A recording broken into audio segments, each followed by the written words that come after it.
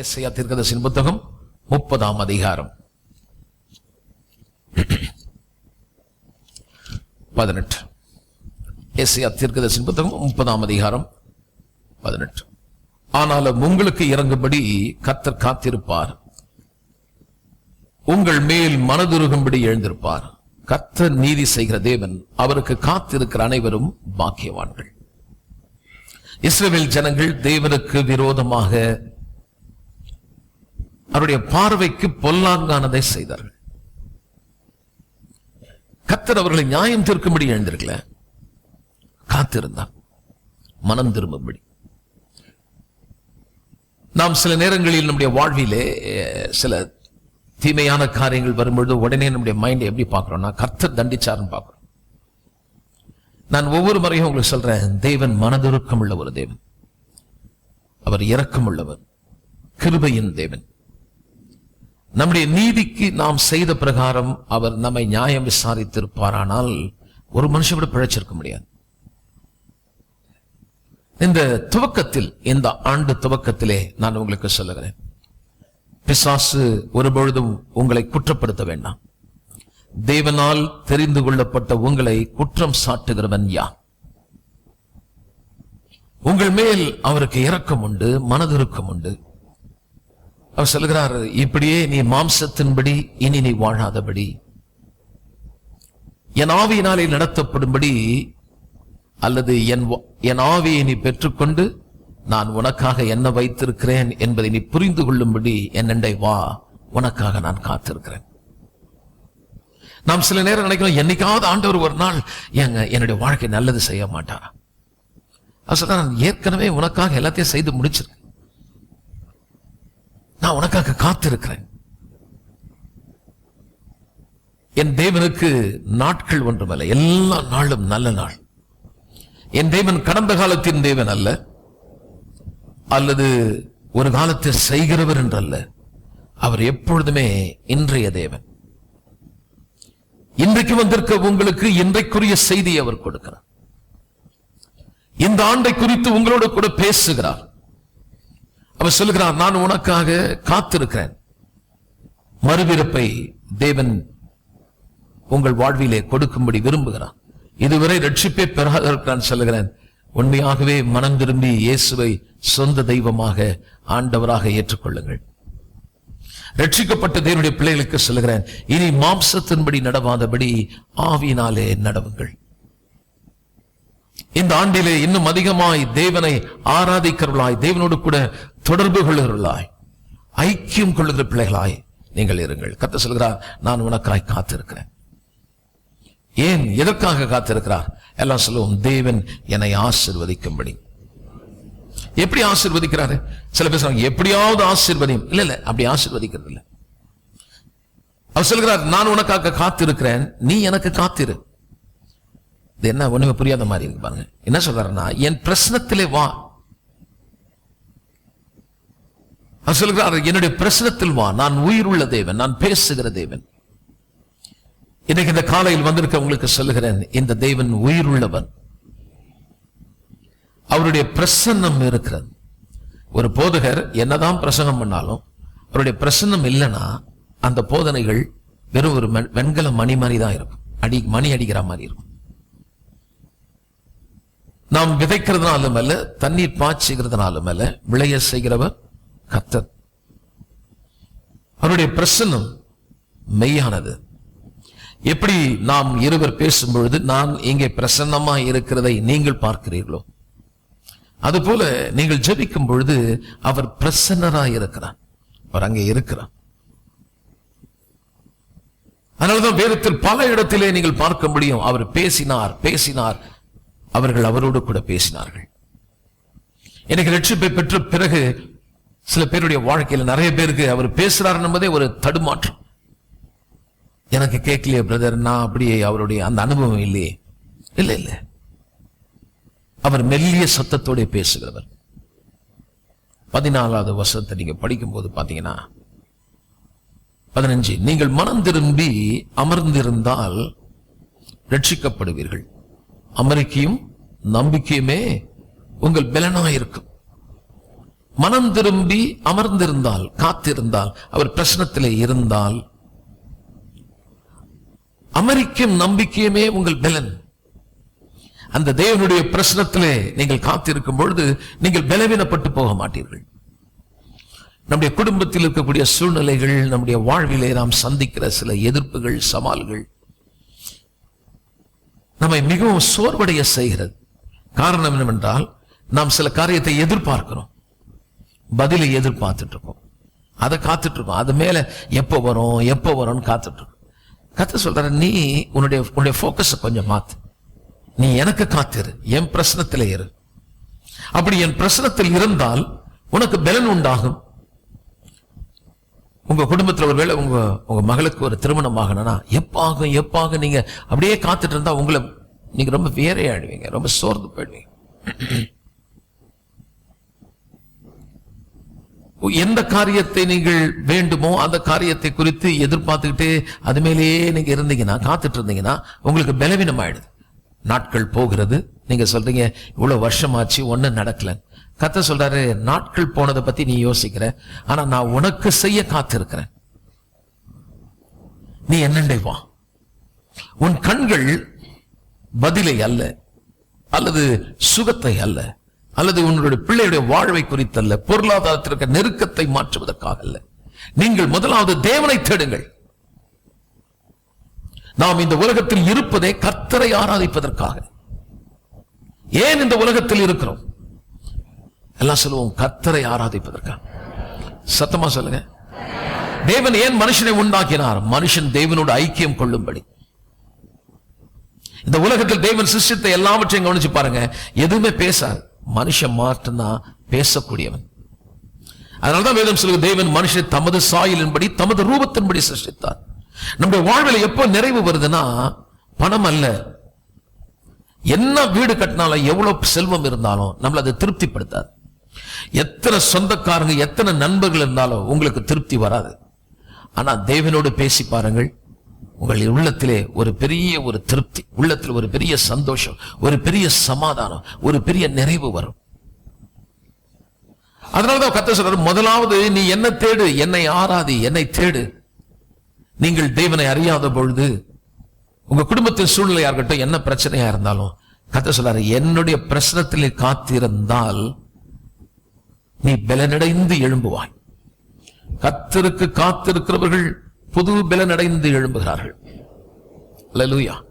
ஓடினாலும் களைப்படையார், நடந்தாலும் சோர்ந்து போகிறதில்லை. வாழ்க்கையில எத்தனையோ காரியத்தை நம்ம செய்து முடிக்க ஓடுறோம், நடக்கிறோம். கர்த்தர் சொல்றார், வாலிபர்கள் மிடறி விழுவார்கள். அதை என்ன சொல்றா, பிசிக்கலா, சரீர பிரகாரமா நல்லா ஸ்ட்ரென்த்தா இருக்கான், ஆளு நல்லா இருக்கான். ஆனா குடும்பத்துல அல்லது தன்னுடைய வாழ்க்கையில பிரச்சனை வரும் பொழுது அவங்களால தொடர்ந்து நடக்க முடியல, சோர்ந்துடுறாங்க. மென்டலி டயர்ட் ஆயிடும். மன ரீதியில சோர்வாயிடுச்சுன்னா சரீரமும் டயர்ட் ஆயிடும். உங்களால திறமையா வேலை செய்ய முடியல, சந்தோஷமா இருக்க முடியல. அதனால என்ன ஆகுது, உங்களுடைய சாப்பாடு உங்களால நிம்மதியா சாப்பிட முடியல. பிரச்சனைகள் அதிகமாயிடுச்சுன்னா நம்ம சாப்பிடும் போது நல்லா சாப்பிட முடியல. எத்தனையோ பேர் பார்த்துருங்க, அழுதுகிட்டே சாப்பிடுவோம். உள்ளத்துல ஒரு வேதனை, ஒரு பாரம், ஒரு துக்கம். இந்த வருஷத்தில் கர்த்தர் சொல்லுகிறார், நீ என்னை தேடு, உனக்கு நான் ஒரு காரியத்தை சொல்லுகிறேன், என் சமூகத்தில் அமர்ந்திரு, அப்பொழுது நீ அழுது கொண்டிருக்க மாட்டாய். நீங்க வேணா எழுதிக்கீங்க, இது அப்படியே உங்களுக்கு நடக்கும். இந்த வருஷம் உங்கள் கண்கள் காணும். உங்கள் குடும்பத்தில் ஒரு பெரிய மாற்றத்தை பார்ப்பீர்கள். உங்கள் ஆவிக்குரிய வாழ்வில் ஒரு பெரிய மாற்றத்தை பார்ப்பீர்கள். தனிப்பட்ட விதத்திலே நீங்கள் நிறைவை காண்பீர்கள். இவ்வளவு காலம் நீங்கள் அழுது கொண்டு வேதனையோடு, யாரோ ஒருவர் சொன்னதுனால மன உரிவோடு கூட அந்த மேஜையில உட்கார்ந்து நீங்க அழுது சாப்பிட்டீங்களே. ஒருவேளை உங்க கணவனா இருக்கலாம், மனைவியா இருக்கலாம், உங்க குடும்பத்தை சார்ந்தவர்களா இருக்கலாம். அவர்கள் பேசுறதால் உள்ள உடைஞ்சு போய் வருத்தத்தோட நீ அப்பத்தை சாப்பிடும் போது கர்த்தர் சொல்றாரு, நீ என்ன பாரு, என் சமூகத்திலே வா, எனக்கு காத்திரு, என் பிரச்சனத்தில் இரு. உன்னை துக்கத்திற்கு நான் அழைக்கவில்லை, உன்னை தண்டிக்கும்படி. உன்னை யாருக்கு சொல்றாரு தெரியுங்களா? தேவனை விட்டு அவர்கள் மறந்து தேவனுக்கு விரோதமாய் வாழ்ந்தவங்களை பார்த்து சொல்றாரு, இவன் மேல் எனக்கு இரக்கம் இருக்கு, மனதுருக்கம் இருக்கு, உனக்கு நான் கிருபையாய் இறங்குவேன். பிசாசு ஒவ்வொரு முறையும் பிரச்சனை வரும்போது சொல்றான், நீ செய்த தப்பு, உன் கணவன் செய்த தப்பு, உங்க குடும்பத்துல ஒரு சாபம், யாரோ ஒருத்தர் மேல அந்த ஆக்கினையை கொண்டு வந்து போடுறான். அதனாலதான் நீ இப்படி இருக்கிற, இதனாலதான் இந்த விதமா நீ வாழ்ந்து கொண்டிருக்கன்னு சொல்லும் பொழுது அவங்க போக்கஸ் எல்லாம் அந்த நபர் மேல போகுது. அவங்கள பாக்குறாங்க. நான் சொல்றேன், உங்க சந்தோஷத்தை எடுக்கிறவன் யார்? உங்களை அழைத்தவன் யார்? அவர் சொன்னார், உலகம் தருகிறது போல அல்ல, உலகம் தர முடியாத சந்தோஷத்தை நான் உங்களுக்கு வைத்து போகிறேன். உங்கள் இருதயம், யாரும் உங்க சந்தோஷத்தை எடுக்க முடியாது. பகனாலப்பா சொல்லுங்க. உன் கணவன் எடுக்க முடியாது, உன் மனைவி எடுக்க முடியாது, உங்க பிள்ளைங்க எடுக்க முடியாது. பணம் இல்லாம இருந்தாலும் இந்த பணத்தால உங்க சந்தோஷம் போகாது, உங்க சூழ்நிலையால உங்களுக்கு சந்தோஷம் போகாது. ஏன்னா இது பரிசுத்த ஆவியினால் வந்த சந்தோஷம். எந்த நிலையிலும் மனரம்யமா இருக்க முடியும். அவருடைய பிரசன்னம் மிக இனிமையானது. அவரோடு பேசுகிறவர்கள் பாக்கியவான்கள், அவரோடு தொடர்பு கொள்கிறவர்கள், நான் சொல்கிறேன், அவர்கள் விசேஷமான ஆவியை பெறுகிறார்கள். தேவன் அவர்களை பேசுகிறார், பலனடைய செய்கிறார், இளைப்பாற செய்கிறார். அவர்கள் சோர்ந்து போவதில்லை. இந்த வருஷம் கர்த்தர் சொல்கிறார், உன்னை நான் பலப்படுத்தி உனக்கு நான் சகாயம் செய்வேன். உங்கள் பலவீனத்திலே என் தேவனுடைய பலன் பூரணமாய் விளங்கும். உன் சரீரத்திலே சுகம் தங்கி இருக்கும், நலமானதை நீங்கள் காண்பீர்கள். கர்த்தர் சொல்கிறார், இனி நீ அழுது கொண்டிராய். உன் கூப்பிடுதல் சத்தத்துக்கு உருக்கமாய் இறங்கி கேட்ட உடனே உனக்கு மறு உத்தரவு அருளுவார். எப்ப தெரியுமா? நீங்கள் மனம் திரும்பி தேவனிடத்தில் திரும்பும்போது. மனதை திருப்புங்க. மனுஷனை விட்டு மனதை திருப்புங்கள். பதிலை விட்டு உங்கள் மனதை திருப்புங்கள். உங்கள் தேவைகள் எதுவோ அதையே நோக்கி பார்க்கிறதை விட்டு உங்கள் மனதை திருப்பி தேவனிடத்திலே திரும்புங்கள். உங்கள் சந்தோஷத்தை கெடுக்கக்கூடிய சூழ்நிலைகள் என்ன, பிரச்சனை என்ன, அதையே உத்து பார்த்து, இது இப்படி இருக்கு, இது இப்படி இருக்கு, போன வருஷம் முழுவதும் துன்பத்தை அனுபவிச்சேன், இந்த வருஷம் எப்படி இருக்குன்னு சொல்லி திரும்பவும் நீங்க இருக்கிற பிரச்சனையை பார்க்கிறதை விட்டு உங்க மனதை திருப்பி தேவ பிரசனத்திலே உங்களை உண்டாக்கின கர்த்தரை பாருங்கள். இருளிலே வெளிச்சம் உதிக்கும், பாலைவனம் வயல்வெளியாய் மாறும், குறைவிலே நிறைவை காண்பீர்கள், பலவீனத்திலே உங்கள் பலன் வரும், குறைவான நேரங்களில் நிறைவாய் வருவார். என்ன செய்ய வேண்டும் என்பதை நீங்கள் திகைத்து இருக்கும் பொழுது ஆண்டவர் கேட்ட உடனே உங்களுக்கு பதில் கொடுக்கிறார். ஆமென். துன்பத்தின் அப்பத்தை அல்ல, சாப்பிடும்போது துன்பத்தோடு சாப்பிடுறது. போன வருஷம் எப்படி இருந்தீங்கன்னு எனக்கு தெரியாது. கோயிலில் வரும்பொழுது கொஞ்சம் பீஸ்ஃபுல்லா இருந்திருக்கீங்களா? வார்த்தை கேட்கும்போது நல்லா இருந்தது பாஸ்டர், நிறைய கஷ்டப்பட்டேன், நான் அழுதுகிட்டே இருந்தேன். இந்த வருஷத்துல எந்த மாற்றம் இருக்காது. என்ன பாஸ்டர் எப்படி சொல்லிட்டீங்க? மாற்றம் வரணுமா? உங்க எண்ணத்தை மாற்றுங்க, அவர் பிரச்சனத்தை தேடுங்க. என் தேவன் இருக்கிறார் என்பதை நீங்கள் அறிந்து கொள்ளணும். நீங்க எப்பெல்லாம் ஜெபிக்கிறீங்களோ ஒன்னு தெரியணும், நான் தேவன் என் பிரசனராய் இருக்கிறார். நான் ஆராதிக்கிற தேவன் கல்லல்ல மண்ணல்ல, என் தேவன் ஜீவன் உள்ள ஒரு தேவன், என்னோடு கூட அவர் பேசுகிறவர் என்பதை நீங்கள் ஆவியிலே உண்மையாய் நீங்கள் அறிவீர்களானால் அந்த பிரசனத்துக்குள்ளாக தாவீது சொல்கிறான், துதியோடு கூட உம்முடைய வாசல்களை நான் பிரவேசிக்கிறேன்.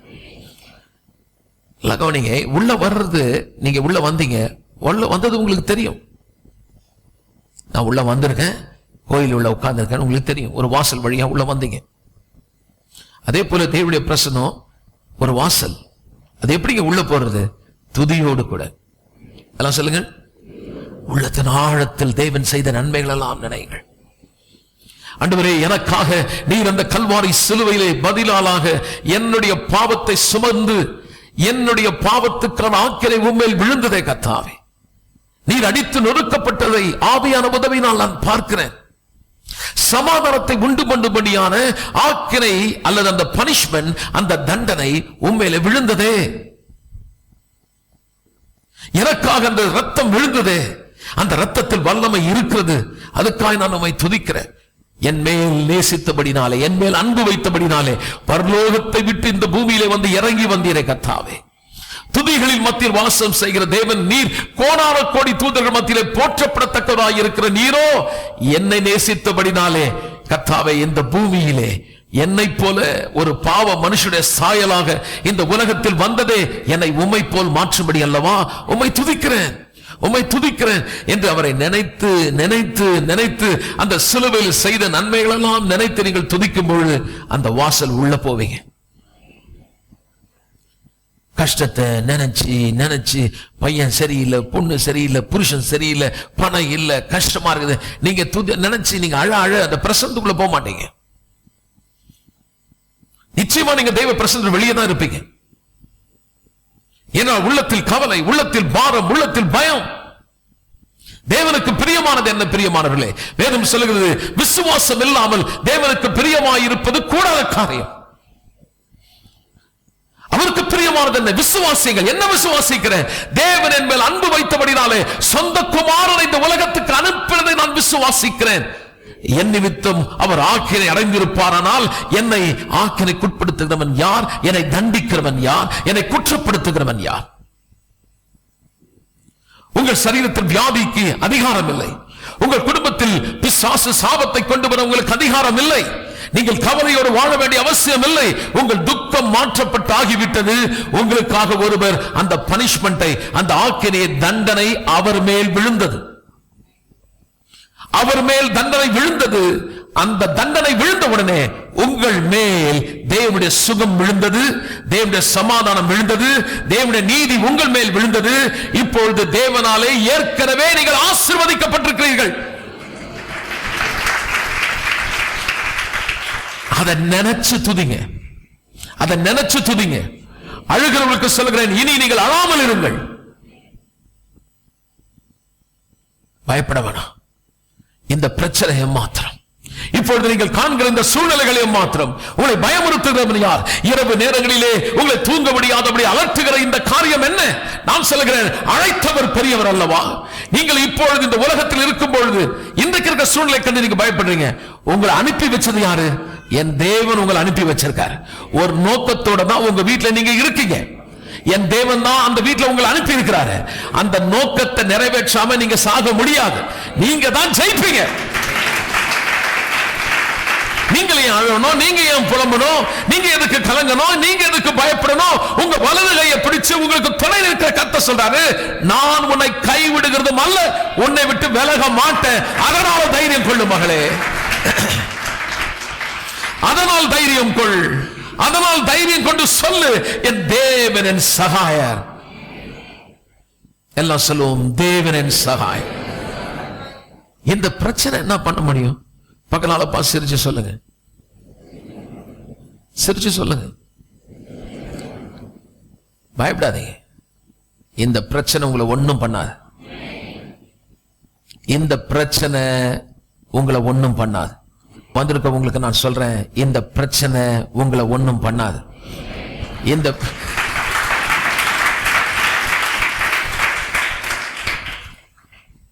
ஏற்கனவே அவன் பல்ல என் தேவன் உடைச்சிருக்கிறார். அந்த பாம்புக்கு அந்த ஸ்டிங் உடைஞ்சாச்சு, கொடுக்கு உடைச்சாச்சு, படம் எடுக்கும், ஆனா வாய் உள்ள பல்லு இல்லை, கடிக்க முடியாது. பல்லு இல்லாத பாம்பு. பிசாசு யாரு? திரும்ப சொல்லுங்க. அவனுக்கு என்ன பார்த்தாலுமே பிடிக்க மாட்டேன். ஏன்னா அவனுக்கு நான் ஃப்ரெண்டு கிடையாது. என் ஏசு என் ஃப்ரெண்டு. அவனுக்கு ஏன் என்ன பிடிக்க மாட்டேன்னா அவனை நான் தாழ்த்தி தாழ்த்தி பேசுறேன், மட்டப்படுத்துறேன். மட்ட பிசாசு. சில சபையில் அவனை பெருசா காட்டுறாங்க. ஒரு கட்டு இருக்கிறது, மந்திரம் இருக்கிறது. நான் அதெல்லாம் சொல்றதே இல்லை. அது என்ன இருந்தா என்னங்க, அது பல்லு இல்லையே, தேளுதான், கொடுக்கு இல்லையே, கொடுக்கு இல்லையே. கொடுக்கு இருக்கிற மாதிரி தூக்கி பிடிச்சு காட்டுது. பல்லு இல்ல, படம் எடுத்து ஆடுது. நீங்க ஒண்ணு இல்ல, அது மேல தலை மேல காலை வையின்றார். நான் ஏற்கனவே நசுக்கிட்டேன், நீ என் நாமத்தை சொல்லி நீ நசுக்கு. மண்ணை தின்னுட்டாது, வெக்கப்பட்டு மண்ணை கவனம். அதுக்குதான் கர்த்தர் உங்களை வச்சிருக்காரு. இப்ப இருக்கிற பிரச்சனையை பார்த்து நீங்க பயப்படக்கூடாது. எப்ப இது விளங்குது? அவரோடு பேசும்பொழுது, அவரை ஆராதிக்கும் பொழுது. நான் பண்ற பிரசங்கம் எப்ப உங்களுக்கு புரியும்னா, நீங்கள் அவரை ஆராதித்து அவரோடு தொடர்பு கொள்ளும் பொழுது, உன் ஆவி கர்த்தரிடத்திலே நீங்கள் களி கூறும் பொழுது.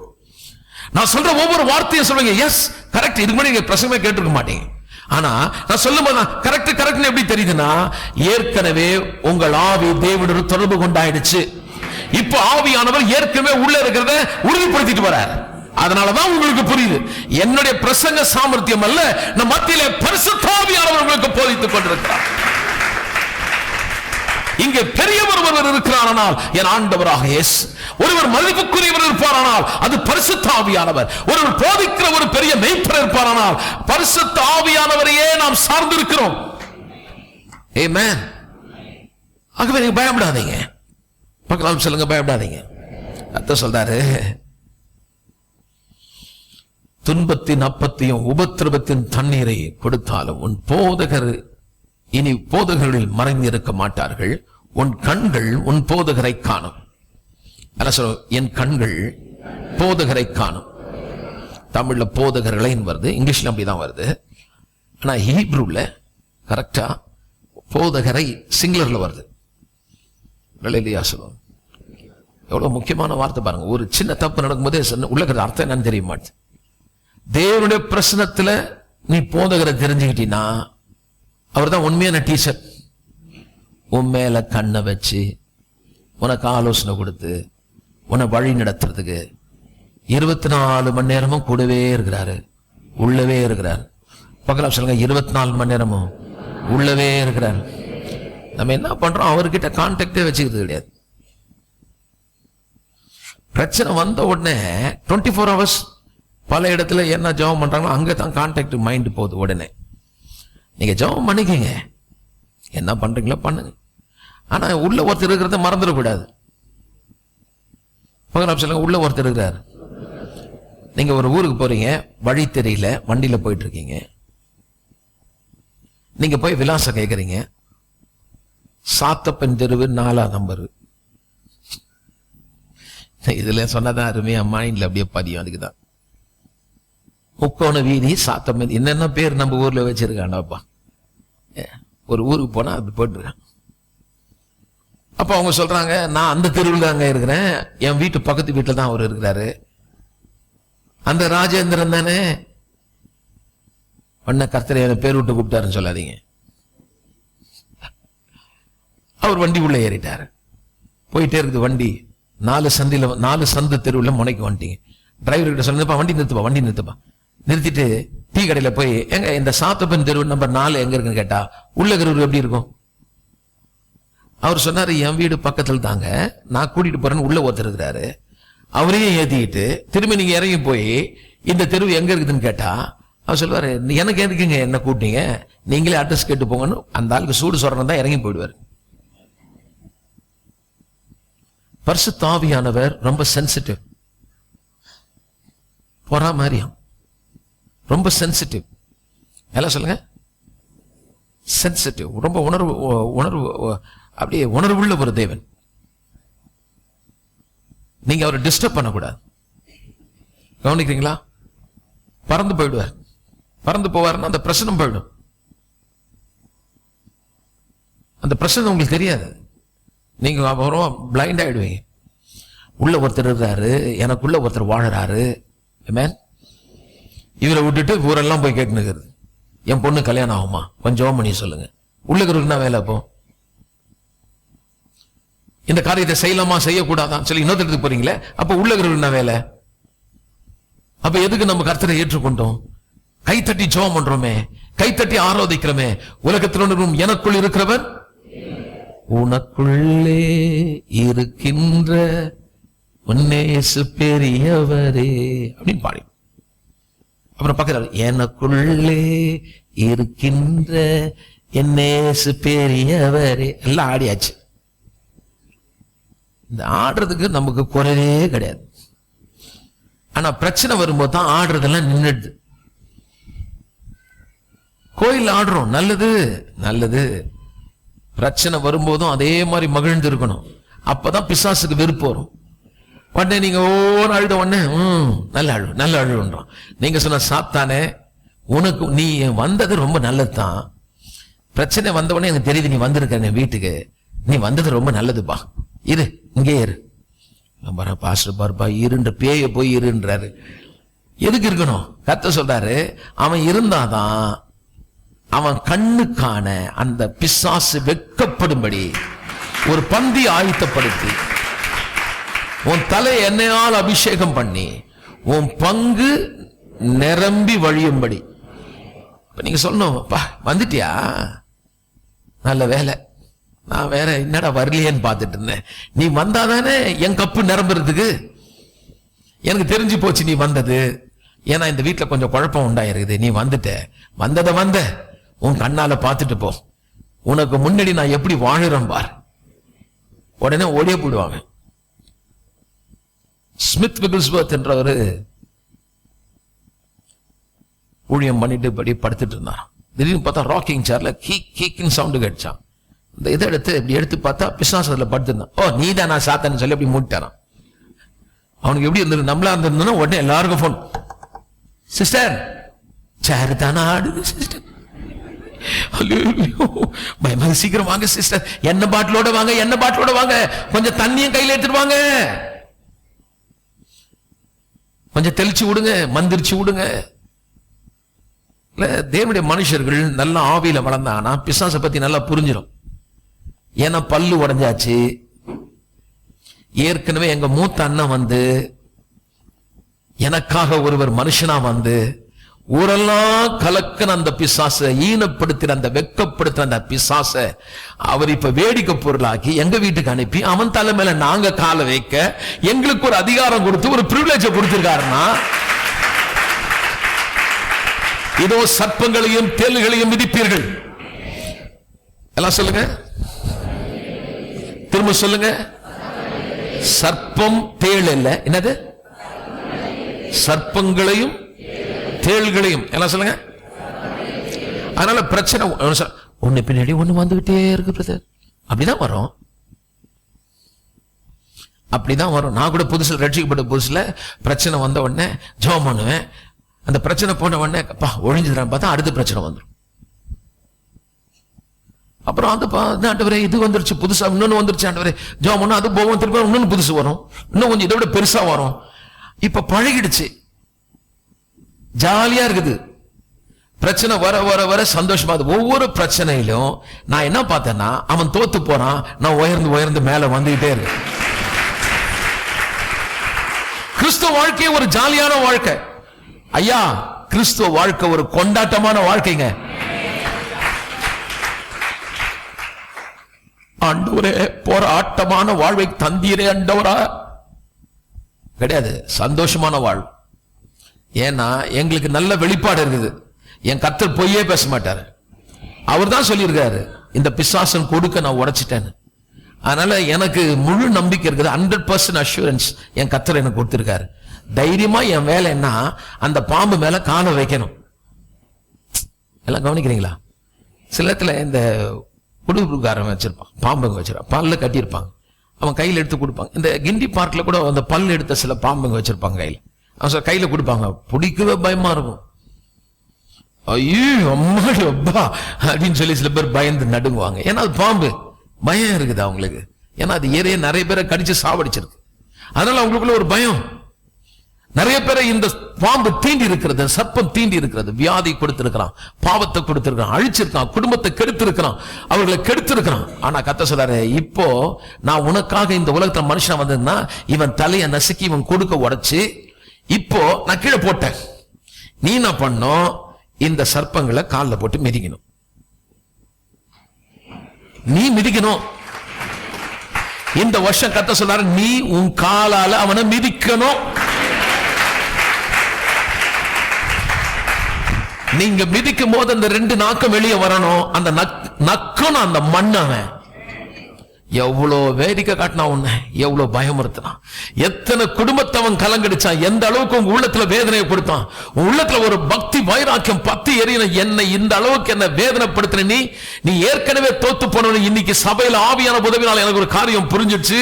எழுதியிருக்கிறதே சாத்தானே, இதோ சர்ப்பங்களையும் தேள்களையும் மிதிப்பீர்கள், சத்துருடைய சகல வல்லமை மேற்கொள்ளும்படி அதிகாரம் கொடுக்கிறேன், ஒன்று கூட உங்களை சேதப்படுத்த முடியாது. ஏன் சேதப்படுத்த முடியாது? உங்க காலில் பவர் இருக்குன்னா? இல்ல, ஏற்கனவே கொடுக்கு உடைஞ்சாச்சு.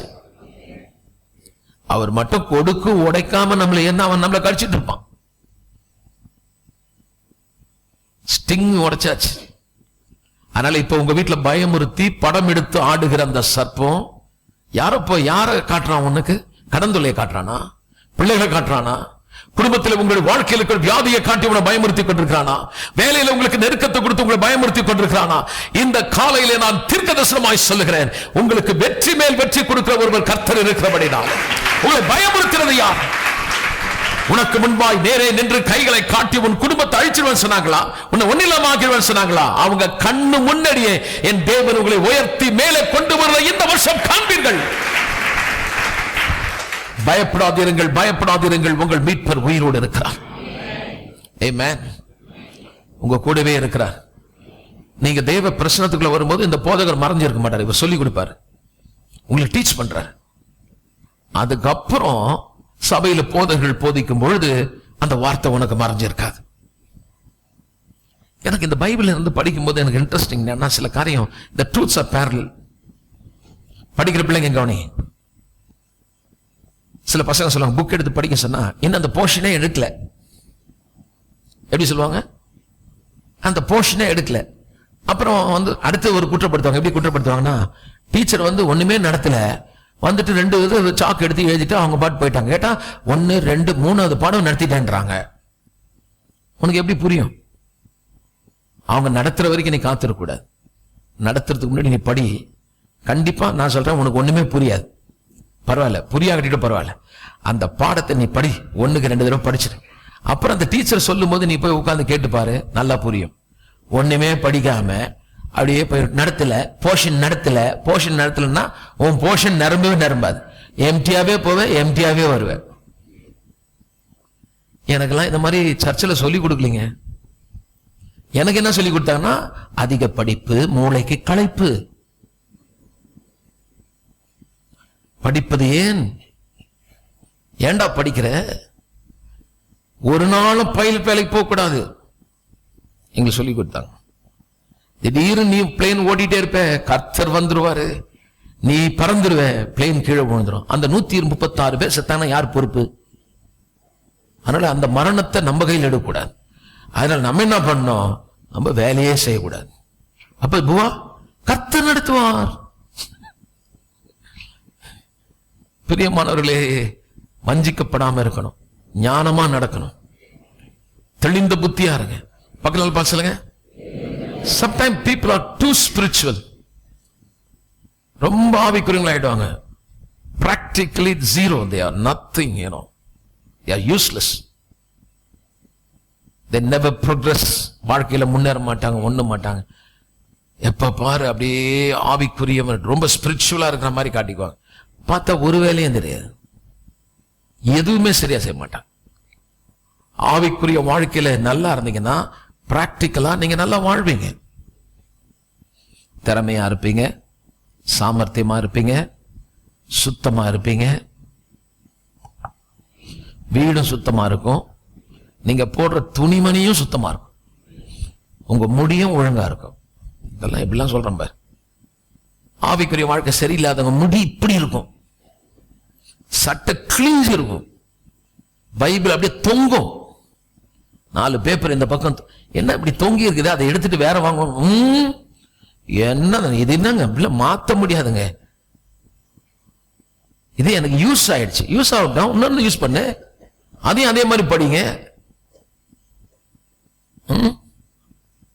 புதுசா வாங்குங்க. வருஷம் புது சட்டை வாங்க தெரியுது, பைபிள் ஒண்டி வாங்க மாட்டாங்க. எப்ப வாங்க கேட்பாங்க, ரட்சிக்கப்படும் போது வாங்க பைபிள், அதே கோடு போட்டு கிழிஞ்ச போச்சு. ஆனாலும் நான் விடுற மாதிரி இல்லை.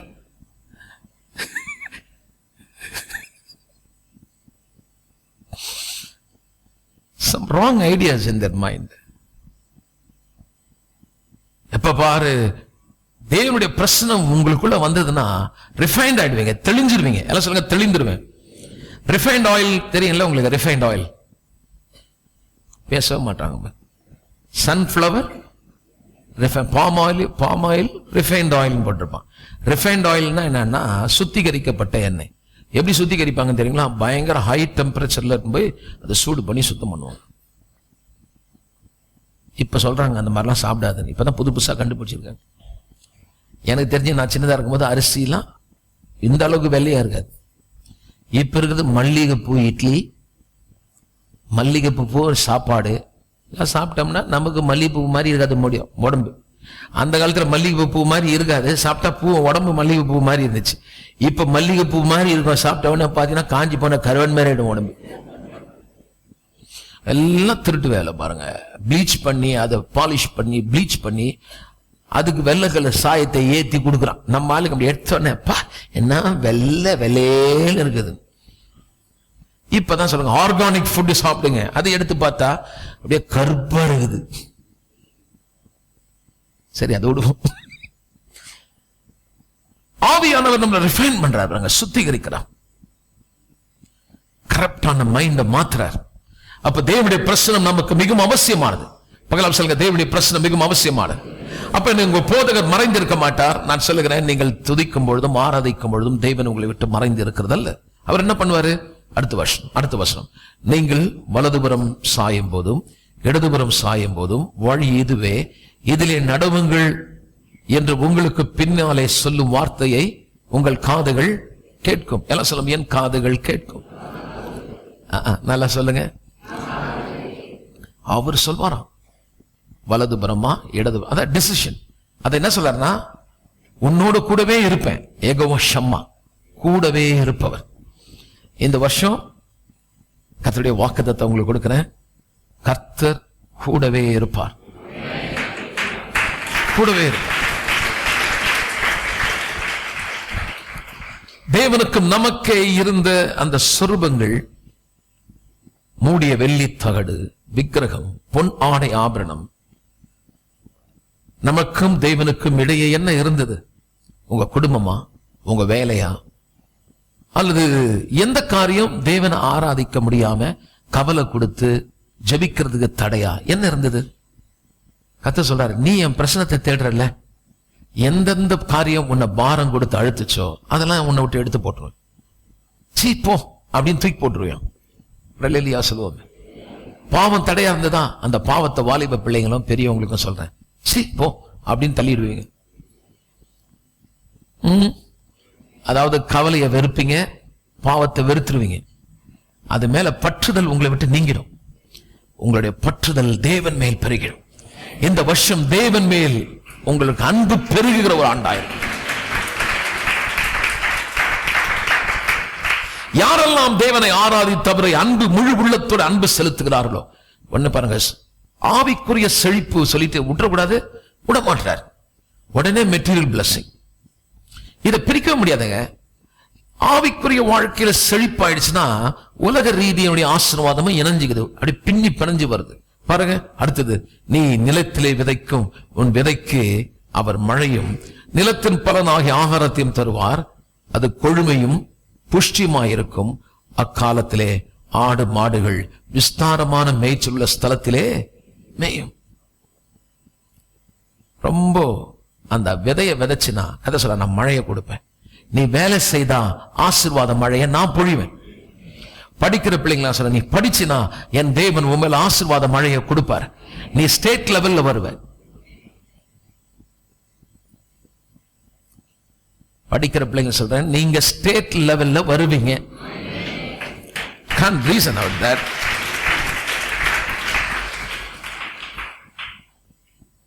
நல்ல மேல வந்துடுவீங்க. ஆமென். இந்த சபையில எல்லாருமே நல்லா இருப்பீங்க. மகள சொல்லுங்க, நம்ம நல்லா இருப்போம். இது என்ன திட்ட மாதிரி உன்னதுல சொல்லுங்க, நல்ல கைகளை தட்டி சொல்லுவோம், நான் நன்றாக இருப்பேன். பிரியமானவர்கள், ஆத்மா வாழுகிறது போல எல்லாவற்றிலும் வாழ்ந்து சுகமாயிரு. ஆமென். எப்பவுமே நல்லா ரிலாக்ஸ்டா இருங்க. இங்க வந்தாலுமே டென்ஷன் ஃப்ரீ. அப்படியே முறுக்கு மாதிரி முறுக்கின்னு அப்படியே ரப்பர் மாதிரி, இந்த ஸ்ப்ரிங் மாதிரி சில பேர் மைண்ட் வரும், அப்படியே டென்ஷன் ஆகி வரும், விட்டா ஜிங்க்னு எகிறோம், அந்த மாதிரி இருக்கும் டென்ஷன். அப்படியே ரிலாக்ஸ் பண்ணி விட்டுருவேன். இங்க வந்தாலுமே அப்படியே லூசன் ஆயிடும், டென்ஷன் ஃப்ரீ.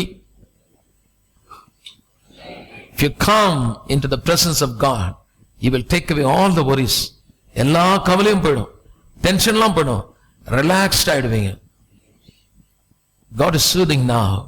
அப்படியே உன்னை ரிலாக்ஸ் பண்ணிட்டு இருக்கார். பாட்டு பாடினா போதாது, நான் இப்ப எவ்வளவு பாடிருக்கேன். தேற்றுவார் தாங்க சொல்லி சொல்லி அழு. கத்த தேற்றுவான்னு சொல்லும் போது இங்கிருந்து கொடகொடான்னு ஊற்றும். அப்ப சொல்லுவாங்க நிறைய பேர், பாஸ்டர் கோயில நீங்க பாடும்போது நல்லா ஆறுதலா இருக்குது பாஸ்டர். அப்புறம் இல்ல, அந்த நேரம் பாருங்க எல்லாமே ரொம்ப நல்லா இருக்கு. அந்த நேரம் இருக்கக்கூடாது, 24 மணி நேரம் இருக்கணும்னா சிலது புரியணும். உங்கள் தேவன் யார்? உங்கள் தேவன் எப்படிப்பட்டவர்? உன்னை கலங்கடிக்கிறவன் யார்? உன்னை வேதனைப்படுத்துகிறவன் யார்? உங்களுடைய வாழ்வில் இந்த டென்ஷன் நீங்கன்னா நீங்க உங்களுக்கும் தெய்வனுக்கு நடுவே இருக்கிறத எடுத்து போட்ட உடனே கத்த சொல்ல, உன்னை ஆசீர்வதிப்பேன், நீ விதைப்ப கொழுமையா இருக்கும். எல்லாம் சொல்லுங்க, ஃபேட்டா இருக்கும், பணம் கத்தையா வரும். பகலாம் சொல்லுங்க. சம்பளம் வாங்கும்போது சில பேருக்கு இப்படி கொடுப்பாங்க, இந்த வருஷம் பாரு இப்படி ஆயிடும் ஆகும்.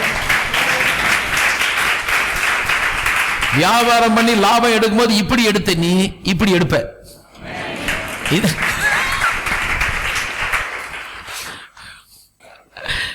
கர்த்தர் உன்னை ஆசீர்வதிப்பதே உங்களுக்கு மட்டுமல்ல, இந்த சபைக்கு நீங்கள் உண்மையாயிருங்க. நீங்க உங்க குடும்பத்துக்கு உண்மையா இருங்க, சபைக்கு உண்மையா இருங்க. சொல்லுங்க, குடும்பத்துக்கு உண்மையா இருப்பேன், சபைக்கு உண்மையா இருப்பேன்.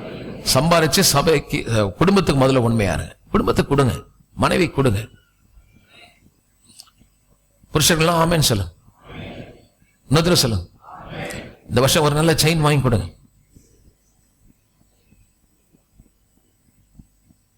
ஒரு வீட்டுக்கு போன விசிட்டிங் இயர் எண்ட்ல, பாஸ்டர் நீங்க பண்ண ஒவ்வொரு பிரசங்கமும் கொடுக்காத கையும் கொடுக்குது பாஸ்டர். இந்த பாருங்க, இப்ப என் புருஷன் வாங்கி கொடுத்த செயின் எடுத்து காட்டினாங்க, நல்லா இவ்வளவு கனமா இருக்குது. அப்ப சொல்லுவானா, உனக்கு என்னதுக்கு செயின் அப்படி? எப்படிதான்? நல்ல வேலை பாஸ்டர் இருந்தது, நம்ம சொன்னா சண்டை போடுறாரு. நீங்க மேல நின்று சொன்ன உடனே ஏதோ வேலை நடக்குது. ஒரு வீடு சொல்ல, நிறைய வீட்டுல சொன்னாங்க, எங்க வீட்டுல இப்ப சண்டே இல்ல பாஸ்டர், எங்க புருஷன் அப்பப்போ ஈகோ வந்துடும், கோவம் வந்துடும், கோவம் வந்து அவர் என்ன பேசுறதுன்னே தெரியாது. இப்ப பாத்தீங்கன்னா அவர் பக்கத்துல வச்சே சொல்றாங்க, இப்ப பாத்தீங்கன்னா அவ்வளவு நல்லா இருக்கிறாரு. அவர் சில சிரிச்சுட்டு, ஆமாங்க இப்ப சண்டேல வெக்கமா சொல்றாரு. இங்க இருந்த கோச்சு கதைனா நன்றா நன்றா கரவை கட்டினோட துடிப்போம். ரொம்ப சந்தோஷமாயிடுச்சு எனக்கு. நீங்கள் நன்றாய் வாழ்வதற்கு தான் கர்த்தர் சபையை கொடுத்திருக்காரு. நீங்கள் சுகமாய், வளமாய், சந்தோஷமாய், நிறைவாய் வாழ கர்த்தர் உங்களை அபரிதமாக்குவாராக. இவரை தேடினாலுமே ஃபேக்டர்ஸ் தான் சொல்றாரு. நீ அறுவடை அறுக்கும் போது விதைகள்லாம் சப்ப சப்பையா இருக்காது, ஒவ்வொன்றும் நல்ல கொழுமையா இருக்கும். ஆமென், ஹல்லேலூயா. This year going to be the year of increase. இந்த வருஷம் பெருக்கத்தின் ஆண்டு. ஆவிக்குரிய வாழ்க்கையில் நீங்க பெருகணும், அப்புறமா தான் இந்த blessing வரும். ஆமென். பாஸ்டர் எனக்கு கிடைக்குமா? இங்க வந்திருக்கிற ஒரு ஆள் கூட மிஸ்ஸிங் கிடையாது. எல்லாருக்கும் இந்த வாக்குத்தத்தம் உண்டு. தேவனை தேடுங்க, கண்டிப்பா உங்களுக்கு செழிக்கும். நீங்க மட்டும் செழிக்க மாட்டீங்க, உங்க கூட இருக்கிறவங்களும் நல்லா இருப்பாங்க. ஆமென். பிசினஸ் பண்றவங்க கவனிங்க, உங்க கூட வேலை செய்யறவங்க நல்லா இருப்பாங்க. அந்த அளவுக்கு கர்த்தர் இந்த வருஷம் ஒரு பெரிய ஆசீர்வாதத்தை சபைக்கு கர்த்தர் கொடுக்கிறார். பிள்ளைங்களுக்கு நான் சொல்றேன், உங்க பிள்ளைங்க நல்லா இருப்பாங்க. இந்த வருஷம் உங்க பிள்ளைங்களுக்கு எவ்வளவு நல்லது செய்ய போறீங்க பாருங்க. உங்க வீடு பெருகும், உங்க எல்லைகள் விரிவாகும். கண்டிப்பா வீடு கட்டுவீங்க, நிலம் வாங்குங்க, பிள்ளைகளுக்கு நல்லதை வாங்கி கொடுப்பீங்க.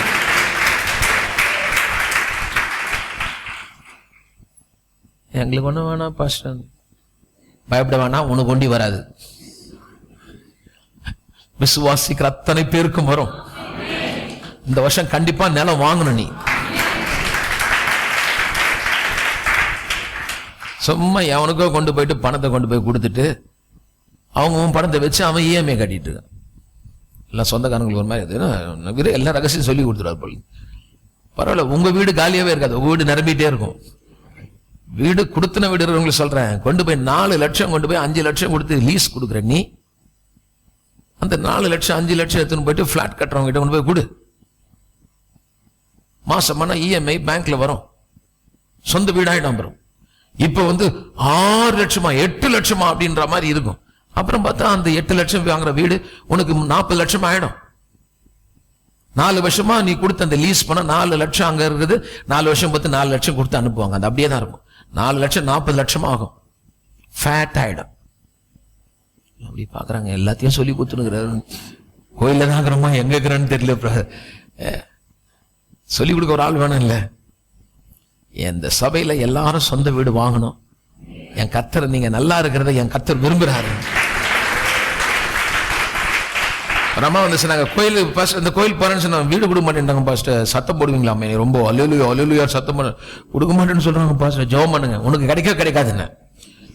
என்ன பாஸ்டர் ஜெபம் பண்ண சொன்னா வீடே கிடைக்காதுன்றீங்க? உனக்கு கிடைக்க கூடாது, அப்பதான் இடம் வாங்கணும்னு தோணும் உனக்கு. எவ்வளவு நாளா இப்படியே வாடகை வீட்லயே இருக்குது. சொந்த வீடை என் கர்த்தர் உங்களுக்கு கொடுக்கட்டும். கொஞ்சம் எல்லைய விரிவாக்கு, மனசை கொஞ்சம் விரிவாக்குங்க. பக்கத்தால் சொல்லுங்க. ஒரு பிரதர் சொன்னாரு, தெரியாம போச்சு பாஸ்டர், பக்கத்திலே வித்தான் பாஸ்டர், 8 லட்சம் ரூபாய் விட்டேன், இப்போ 75 லட்சம். நானே 5 வருஷமா சொல்லிட்டு இருக்கேன், இந்த பக்கத்துல இடம் வாங்குங்க, இங்க எல்லாம் பிளாட் வரப்போகுதுன்னு. இப்ப எல்லாம் பிளாட் வந்துடுச்சு. 24 லட்சம் ரூபாய்க்கு கட்ட ஆரம்பிச்சான். சொன்ன 18 லட்சத்துக்கு சொன்ன வாங்குங்க, வாங்கல, விட்டாங்க. இப்ப பாத்தீங்கன்னா 50 லட்சம் ஆயிடுச்சு. இப்ப சொல்ல வாங்கவே முடியாது, பயங்கரமாயிடுச்சு. அப்படிதான் ஆகும். இப்போ சொல்றேன், இந்த வருஷமும் சொல்றேன், என் கர்த்தரை விசுவாசிங்க.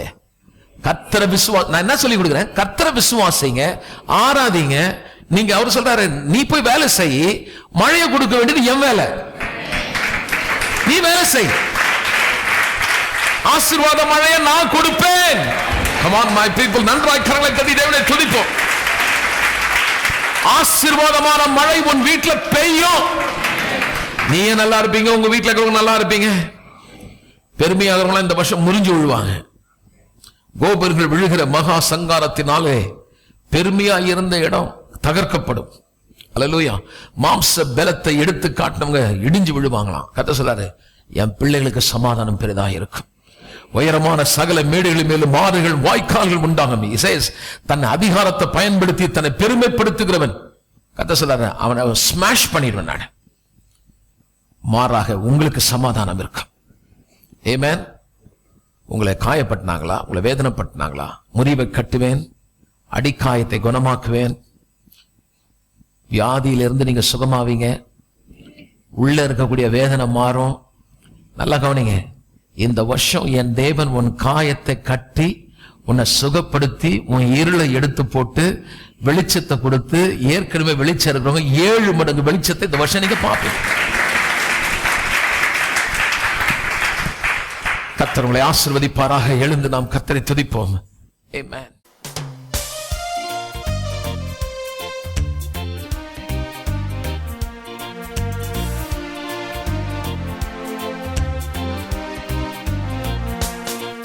உன்னை ஆசீர்வதித்தே, உன்னை மேன்மைப்படுத்துவே. உன்னை ஆசீர்வதித்தே, உன்னை மேன்மைப்படுத்துவே. உன் எல்லையை நீ விரிவாக்கு, உன் கயிறுகளை நீளமாக்கு, உன் கூடாரத்தை விசாலமாக்கு. அதை தடை செய்ய